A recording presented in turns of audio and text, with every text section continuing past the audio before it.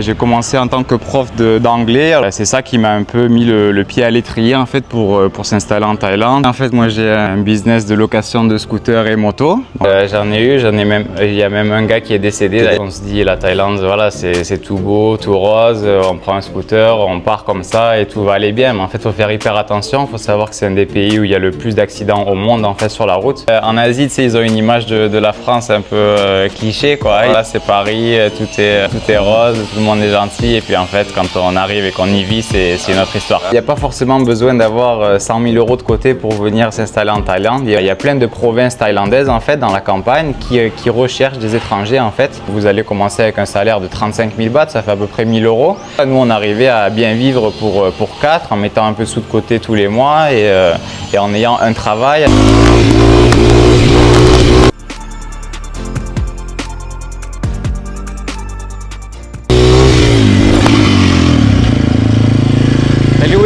Comment tu vas, Roman? Ben, ça va bien toi? Ouais, impeccable, impeccable. Ouais. La petite parenthèse habituelle, les amis, n'oubliez pas de vous abonner, de liker la vidéo, de laisser un petit commentaire. Si vous souhaitez un entretien personnalisé avec moi, contactez-moi sur Instagram ou par email.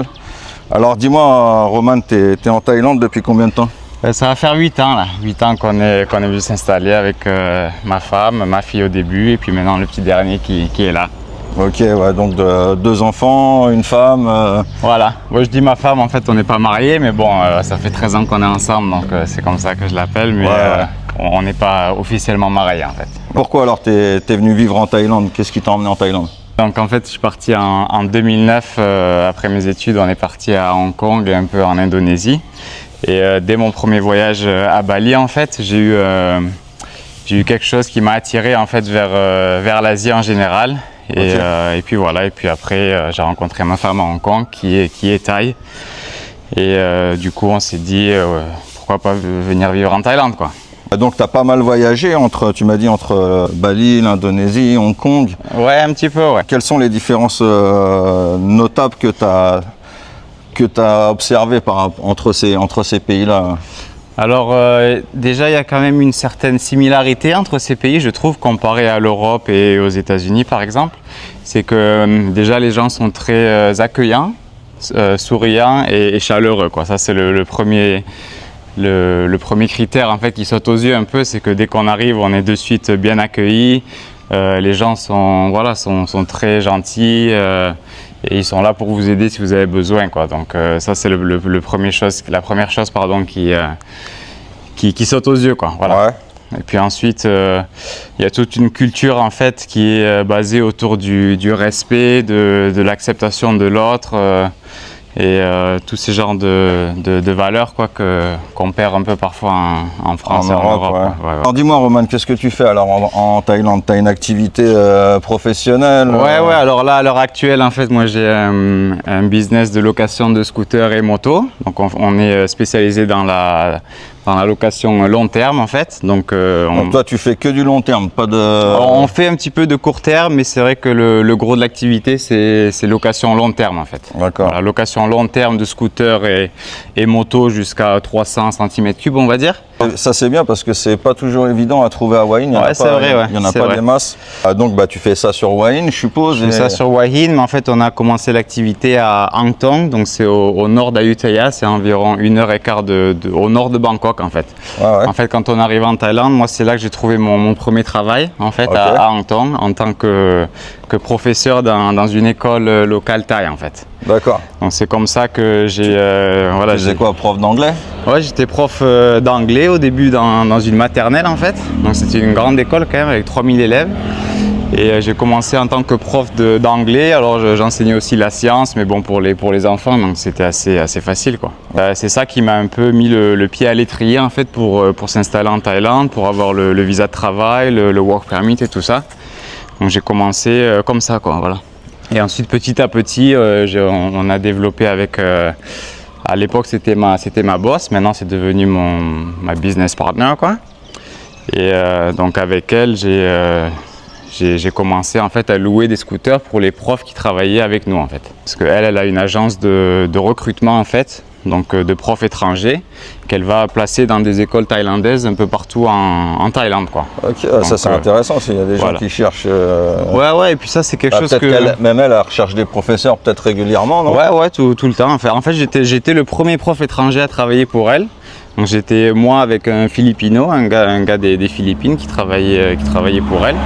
On a commencé tous les deux en fait dans un petit local à donner des cours particuliers le week-end et le soir en fait de 4 à 6 heures en fait après l'école thaï en fait. Ouais. Donc les élèves thaï venaient dans ce petit centre d'éducation pour prendre des cours privés, quoi. D'accord. Donc c'est comme ça que j'ai commencé. Je travaillais que le week-end au début, samedi, dimanche. On faisait des 8 h du matin, 4 h de l'après-midi non-stop, donc à donner des cours à des élèves thaï en fait. Et puis petit à petit en fait, elle m'a placé dans une école thaï où là j'ai commencé à temps plein. Qu'est-ce que tu as pensé des écoles alors des écoles thaïlandaises comparées aux écoles françaises? Au niveau de la discipline, tout ça, est-ce que c'est différent? Ah oui, complètement différent. Alors déjà, ça a été une expérience très riche en fait, parce que ça permet un peu de voir comment les Thaïlandais sont éduqués de l'intérieur en fait. Et on voit en fait que dès l'ouverture de l'école, donc à 7h30, déjà il y a presque 1 heure en fait de cérémonie en fait. Donc vous devez arriver à l'école à 7h30 alors que les cours commencent à 8h30 par exemple. Donc ça c'est pour les profs et les élèves, donc tous les élèves arrivent 1 heure avant. Et il y a donc une cérémonie en fait devant une espèce d'estrade en fait où vous avez le directeur en général ou la manager de l'école qui va être là, qui va faire un discours en thaï et en anglais s'il parle anglais. Et vous avez tous les élèves qui sont assis en fait devant l'estrade. Donc déjà il n'y a pas un bruit, donc c'est silence complet avec parfois 3000 élèves. Dans l'école où j'étais, il y avait presque 3000 élèves. Ouais, c'est une grande école. Voilà. Internationale ou pas internationale, mais avec un English Program comme ils appellent, donc un programme d'anglais un peu soutenu en fonction des classes. Donc voilà, déjà la matinée commence comme ça, avec donc tous les élèves sont en rang, donc c'est un peu militaire quelque part. Vous avez la levée du drapeau et tout, donc c'est voilà, chanter l'hymne, etc. Ouais, chanter l'hymne tous les matins. Et ça, tout ça se fait dans un calme assez surprenant en fait. Voilà. Ouais, je pense qu'ils n'ont pas trop le choix. Oui, c'est vrai. Ça doit être carré, mais je veux dire, ils respectent. Ça doit être un truc qui est inculqué, je pense, depuis tout petit. Exactement, voilà, c'est ça. Après le lever des drapeaux, l'hymne et tout ça, ils font aussi de la méditation tous les matins. Donc il y a presque un quart d'heure pour les plus jeunes, jusqu'à 20 minutes, 25 minutes de méditation pour les plus âgés en fait. Donc les élèves sont assis, jambes croisées, et puis silence complet, et puis tout le monde médite en fait ensemble. Donc vous avez 3000 élèves avec tous les profs, avec un silence total dans toute l'école, quoi. Avant de rentrer en cours en fait. Génial. Donc ça c'est la dernière étape avant de rentrer dans la classe, quoi. Et tu penses qu'ils leur font faire ça dans quel but? Pour les apaiser, Oui, je pense. Et puis c'est aussi lié avec la culture et la religion bouddhiste en fait aussi. Voilà, c'est quand même un art de vivre ici où tout le monde essaye d'aborder la vie d'un côté assez calme en fait. Et puis donc ça apprend en fait à se recentrer sur soi, à apprendre à un peu ne pas toujours aller avec les pensées qui nous arrivent dans la tête à longueur de journée, à se poser et puis à faire le calme un peu. Il n'y a pas forcément besoin d'avoir 100 000 € de côté pour venir s'installer en Thaïlande. On n'est pas forcément obligé d'arriver avec des sommes. Exactement, voilà. Moi, c'est ce que je vois souvent dans certaines vidéos sur Internet par rapport à la Thaïlande. Il faut venir, les mecs, ils arrivent avec 200, 300, 500 000 €. Mais qui a 200 000 € de côté aujourd'hui? Enfin, il faut être un peu réaliste au bout d'un moment. Donc, il y a des opportunités en Thaïlande et en particulier dans le domaine de l'éducation. Donc, en tant que prof, en fait. Donc, si vous avez un niveau d'anglais qui est convenable, vous n'avez pas besoin d'être non plus bilingue et d'être hyper fort en anglais, mais bon, si vous avez un niveau d'anglais convenable, même en français, il y a des postes de profs de français qui sont en Thaïlande. Donc il y a possibilité de travailler dans une école thaï en fait. Donc il faut être un peu ouvert à bouger et ne pas arriver direct aller à Phuket, à Pattaya ou je sais pas où. Il y a plein de provinces thaïlandaises en fait dans la campagne qui recherchent des étrangers en fait. Donc c'est en plus très agréable pour y vivre. Exactement, c'est une bonne expérience. Est très bas. Ah oui, complètement. Moi vous allez commencer avec un salaire de 35 000 bahts, ça fait à peu près 1 000 €. Et moi, avec 35 000 bahts dans la campagne où on vivait, on avait une grande maison avec 4 chambres, ça nous coûtait 6 500 bahts le mois. Ouais, j'allais dire, tu vois, regarde, même toi ici à Wayne, tu payes 18 000 bahts pour cette belle maison. Et encore ça, c'est considéré quand même assez cher comparé au prix de l'immobilier dans les campagnes en fait. Et des locations. Donc voilà, nous on arrivait à bien vivre pour 4 en mettant un peu de sous de côté tous les mois et en ayant un travail avec work permit, donc permis de travail et le visa 1 an en fait bien sûr que l'école vous fournit et vous aide à acquérir voilà, si vous avez un travail avec eux en fait. Donc il y a énormément en fait de possibilités en Thaïlande en tant que prof d'anglais, prof de français, prof de sciences, prof de sport, prof d'art. Donc voilà, si vous êtes motivé, que vous êtes prêt un peu à sortir de votre zone de confort en fait, il faut venir. Voilà, moi je suis venu, on était 3, j'avais 9 000 € de côté et j'ai tout cramé en 7 mois, hein, comme tu l'as dit dans une de tes vidéos. La première année c'est toujours un peu compliqué parfois et moi voilà, j'ai pas fait faille à l'exception et c'est vrai que voilà, les sorties, les trucs à droite à gauche et je me suis retrouvé à la fin, il me restait 1 000 € sur le compte. Et c'est là que je me suis dit, bon là, il faut que je me réveille. Et j'ai postulé à toutes les offres d'emploi en fait, que je voyais sur Internet en Thaïlande. Et c'est comme ça que le gars, l'anglais en fait, m'a contacté. C'était le patron de l'agence de recrutement.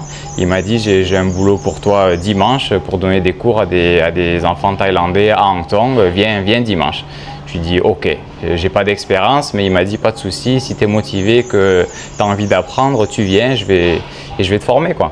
Et puis on a commencé comme ça. Donc il n'y a pas forcément besoin d'un diplôme ou... Alors officiellement il faut un niveau licence, donc en français c'est niveau licence.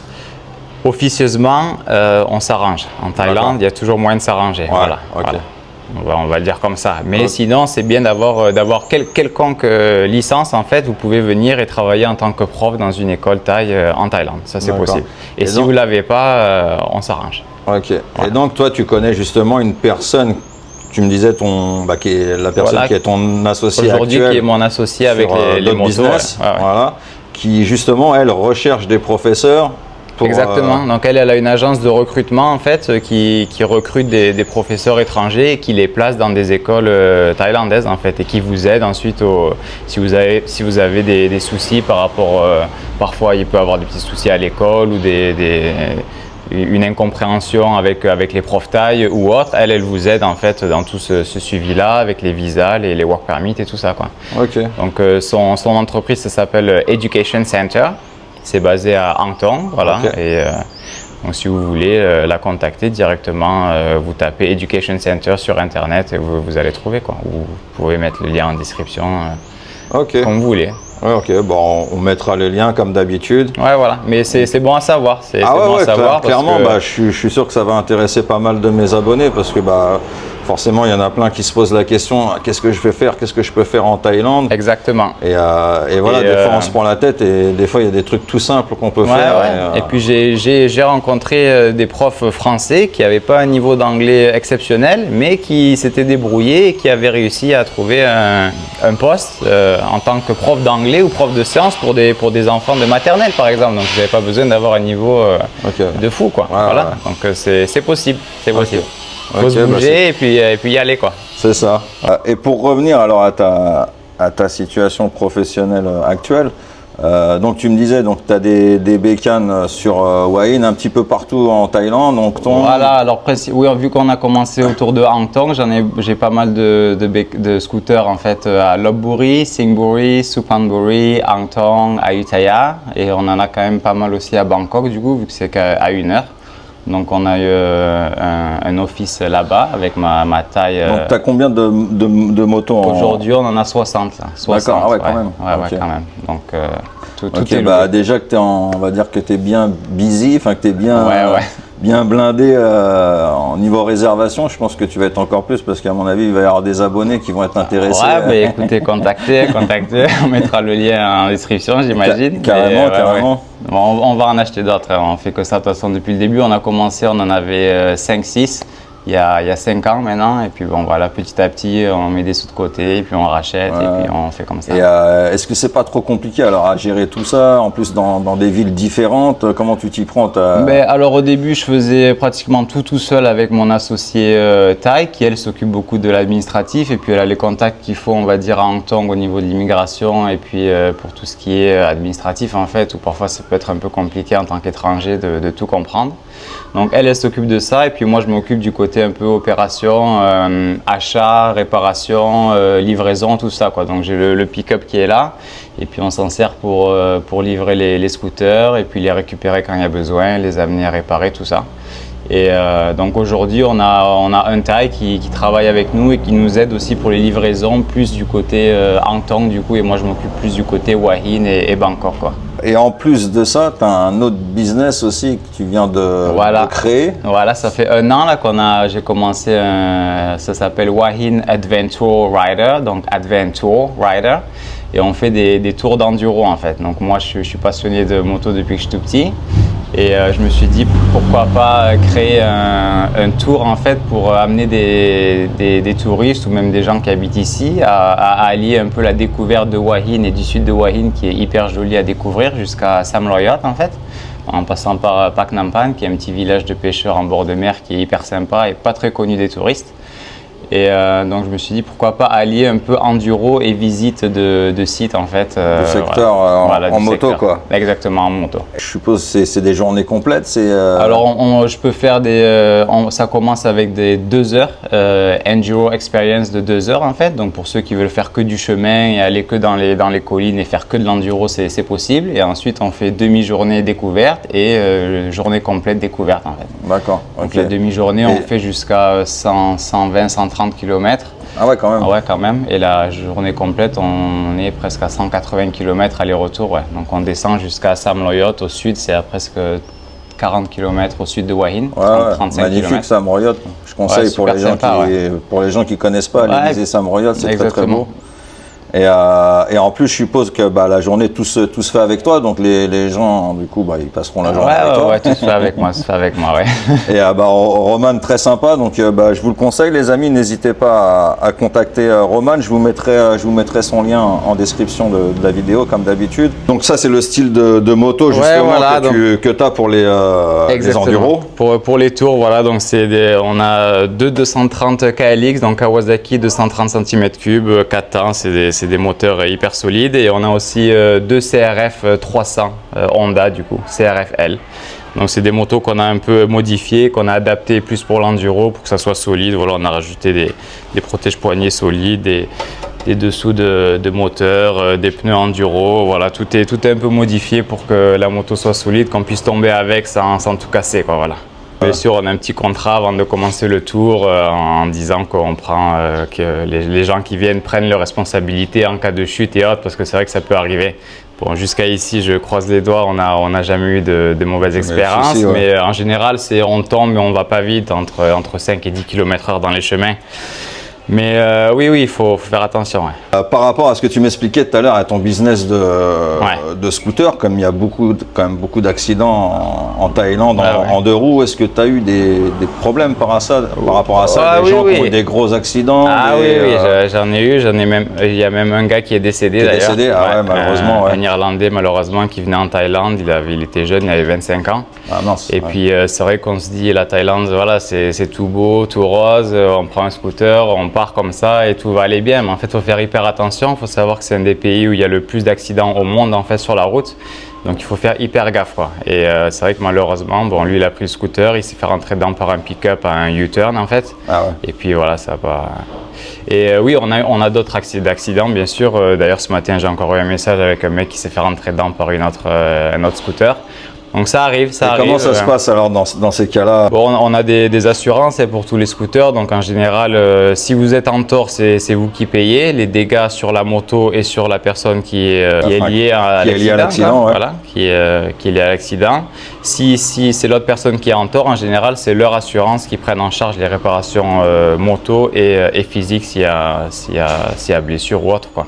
Ouais. Mais dans l'ensemble, ça va. C'est la Thaïlande, il y a toujours moyen de s'arranger. Voilà, ouais. tu sais comment ça se baille, passe. ça baille, comme on dit. Ouais, ça baille, exactement. Et puis, Tranquille, si on fait attention, tout se passe bien. voilà. Et puis si on est respectueux, qu'on aborde les choses avec calme et respect, en général, il n'y a aucun souci, quoi. Voilà, et puis il y a toujours moyen de s'arranger. Exactement, avec un petit billet sous la table. Non, mais c'est vrai que c'est comme ça, hein. Tu dois le savoir aussi bien que moi. Bah, du coup, je te demande pas d'où est-ce que tu viens. T'as le t-shirt. Alors en fait, j'ai le t-shirt parce que c'est un cadeau, mais je viens pas de là. En fait, on vient du Lot. Enfin, moi, je viens du Lot-et-Garonne. Je pensais avec l'accent, moi j'ai des problèmes avec les accents du Sud. Je sais qu'il y en a des différents. Mais accent du Sud-Ouest, ouais. Casseneuil, en fait, c'est un petit village entre Bordeaux et Toulouse, quoi. D'accord. Et Marseille, bon, un petit clin d'œil au rap marseillais avec lequel on a grandi. Aux gens du Sud, grosse dédicace aux sudistes, les amis. Exactement. Et est-ce qu'il y a des choses justement qui te manquent du sud de la France?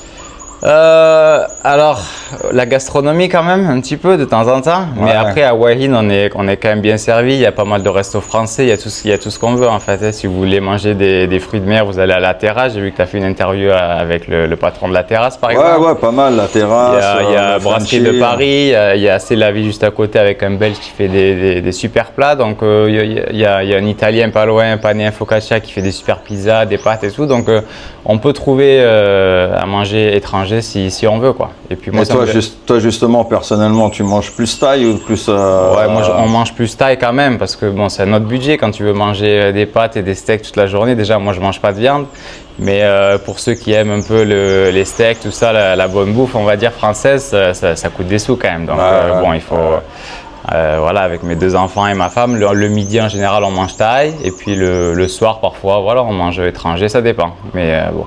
On mange quand même plus thaï en général. Et puis ma femme fait aussi à manger, donc voilà. Et tes enfants, alors du coup, ça se passe comment? Ils parlent, je suppose, ils parlent français, thaï Alors ma fille, elle parle les 3 langues couramment, français, thaï et anglais. Parce que avant de venir en Thaïlande, on a passé 4 ans en France quand même, quand elle était petite. Et mon fils parle principalement anglais, thaï et français un petit peu doucement, quoi. Voilà. Il est jeune, ça va venir. Oui, bien sûr. Et ici, du coup, j'ai vu que tu avais une maison sympathique. Je vais la montrer un petit peu. Avec une petite piscine et tout. C'est comment? T'as acheté? Tu loues? Non, on loue ici. On loue. On a quand même pas mal bougé depuis qu'on est installé en Thaïlande. C'est la 6e ou 7e maison, je crois qu'on a. Ah ouais? Donc on préfère louer, comme ça on est libre de partir quand on veut s'il y a besoin. Mais celle-là, c'est vrai qu'elle est sympa. C'est 18 000 bahts le mois. Donc l'entretien de la piscine compris. Voilà, il y a 3 chambres. C'est neuf, quoi. Donc c'est sympa. T'as 2 chambres ou 3 chambres? Il y a 3 chambres. 3 chambres. 3 chambres. Okay. Voilà, 3 salles de bain. Et puis voilà, le salon. Franchement, ça va, c'est pas cher. Bon, en sachant que tu es à côté Inlek Phai, donc un petit peu. Oui, voilà, on est un petit peu à l'extérieur du centre. Périphérie de Hua Hin. Voilà, et puis ici c'est bien situé parce que moi avec les motos, je pars direct dans les collines, donc c'est aussi pour ça. Puis on aime bien aussi être un peu au calme, ça fait pas de mal. Parce qu'en plein centre de Hua Hin, parfois en haute saison, ça peut être un peu agité, on va dire. Et tu m'avais parlé aussi que tu faisais même, parce que j'ai l'impression que tu as une vie bien chargée de folie, que tu faisais aussi pas de la natation. Je suis prof de natation aussi, je suis prof de natation. En fait, après avoir été prof dans les écoles thaï pendant presque 4 ans à Hang Thong, pendant le Covid, en fait, il y a eu une petite campagne pro-vaccination en Thaïlande, un peu comme partout en France et dans le monde. Donc il y a eu une petite pression pour que tous les profs se fassent vacciner. Et bon, moi je voulais pas trop de leur pisse de chat, donc je leur ai dit non merci. Et ils m'ont dit bon, on est désolé, mais on va devoir vous licencier. Donc j'ai dit ok, j'ai accepté. Et puis c'est de là en fait qu'on s'est dit bon, et pourquoi pas changer d'endroit. Donc on est venu s'installer à Hua Hin. Et puis j'ai rencontré un voisin en fait qui est le patron d'une école de natation à Hua Hin. Et il m'a dit est-ce que tu cherches du travail, est-ce que tu es intéressé pour donner des cours de natation? Et du coup j'ai dit ouais, pourquoi pas. Donc il m'a formé en fait en 2 mois avec un autre coach australien qui avait 15 ans d'expérience. Donc il m'a formé comme ça et puis j'ai commencé à donner des cours de natation à Hua Hin. Voilà. Donc, et tu arrives à allier tout ça, tu n'es pas trop fatigué? Non, ça dépend des jours. Mais en fait, regarde, aujourd'hui c'est un jour assez calme. J'ai quelques cours cet après-midi, je vais y aller dans l'après-midi. Mais j'ai pas de tour ce matin, toutes les motos sont louées. Donc voilà, il y a des périodes où c'est un peu plus calme. Il y a des périodes où là, le mois dernier, j'ai bossé tous les jours, 7 jours sur 7, voilà, du matin au soir sans arrêter, quoi. Ouais, parce qu'en fait, j'allais dire aussi, c'est vrai que les bécanes, ça se fait un peu tout seul, du coup. Voilà, une fois que tout est loué, après, c'est comme un appart, hein, en vrai. C'est la location long terme, donc en général, du revenu passif, comme on appelle ça. Ouais, exactement. Ouais. Passif, quand même passif actif, ouais, parce qu'il y a quand même, il se passe toujours quelque chose avec les motos. Ouais. Mais oui, c'est pas loin d'être du passif. Ouais. Roman, tu nous présentes ta femme? Ouais, ben voilà, Wendy, ma femme. Salut. Wendy. Wendy, yes. Enchanté Wendy. Enchantée. Alors dis-nous Wendy, qu'est-ce que tu préfères entre la France et la Thaïlande? Ici, Ouais. mais c'est ici parce que c'est mieux ici. Par rapport à quoi? Les gens, Ouais. oui, ils sont gentils. En France, ils sont méchants? Oui, ils ont froid, tu sais. Ah, ils ont froid. Oui, ils ont froid. Et ici, pour manger. Ouais, la nourriture. Oui, voilà. Ouais. Yeah. Le climat aussi peut-être. Oui, voilà. Le climat. Là-bas, c'est trop froid. Et t'as habité combien de temps en France? 4 ans, 4 ans? oui. Ok. On était à Toulouse, ouais, pendant 4 ans. Ouais. D'accord. Ouais. Ouais. Yeah. Et c'est ça qui a été compliqué pour toi, alors la nourriture, Oui, voilà. les gens qui sont pas Oui, très voilà, sympathiques voilà. Yeah. Voilà. et le froid. Oui, voilà. On va dire qu'en Asie, tu sais, ils ont une image de la France un peu cliché, quoi. Ils se disent, voilà, c'est Paris, tout est beau, tout est rose, tout le monde est gentil. Et puis en fait, quand on arrive et qu'on y vit, c'est une autre histoire. Ah, c'est autre chose, c'est ce que je dis souvent. Hein. Faites attention quand vous voulez ramener votre copine en France parce que ça peut être compliqué pour eux, quoi. Ouais, c'est sûr. Après, il y en a qui adorent, hein. Il y en a qui aiment beaucoup, mais en général, c'est différent, tu sais, la culture. Souvent, ils s'ennuient aussi un peu, tu vois. Ouais, après, on crache pas sur la France, hein. C'est aussi très sympa. On a toute la famille là-bas. La France, c'est un très beau pays, il y a de beaux paysages. Voilà. Maintenant, on aime bien y revenir en vacances. Mais c'est vrai que pour y vivre, voilà, vu qu'on s'est rencontrés en plus en Asie, qu'on vivait ici avant. Pour y vivre, il n'y a pas photo. C'est vrai que la vie est beaucoup plus douce ici, quoi. Ouais. C'est moins agressif. Clairement. Oui, voilà. Donc, tu as aussi une chaîne YouTube consacrée à la moto, c'est ça? Voilà, consacrée aux motos. Là, je m'y remets un peu. Bon, pour ceux qui aiment voir un peu de stunt et tout ça en moto, on fait quelques wheelies, quelques accélérations et puis on roule pas mal un peu dans les collines de Hua Hin et sur la route aussi parce que j'ai roulé en sportive pendant quelques années ici. Donc voilà, la chaîne s'appelle Wheelie or Go Home. N'hésitez pas à aller donner un petit peu de force à Roman, ça lui fera plaisir, pour les amoureux de moto bien sûr. S'il y a des motards bien sûr. Ouais. Écoute, merci beaucoup Roman. Et merci à toi, franchement super. Merci beaucoup pour toutes tes infos, ta bonne humeur et puis tout, quoi. Pas de souci, avec plaisir. Et puis on se revoit très vite pour une prochaine vidéo. Les amis, si vous souhaitez participer à une prochaine vidéo comme Roman, contactez-moi par email ou Instagram. Et puis je vous dis ciao, bye bye. Ciao.